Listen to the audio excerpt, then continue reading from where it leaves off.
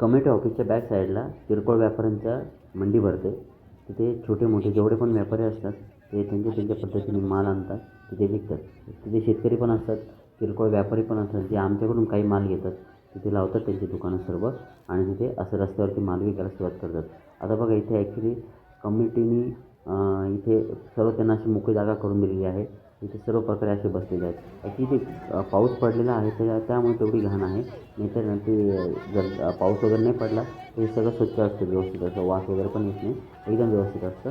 पण पाऊस पडल्यामुळे काय होतं, भाजीपाला हा सडतो. सडून मग त्यानंतर त्याचं असा वास सुटतो, एक वेगळा असा वास सारखा वास असतो. म्हणून ते पूर्ण तेवढं भागात आहे. पण बघा, जर ज्याला धंदा करायचा असेल ना, तो कोणत्याही प्रकारे कसा पण करतो.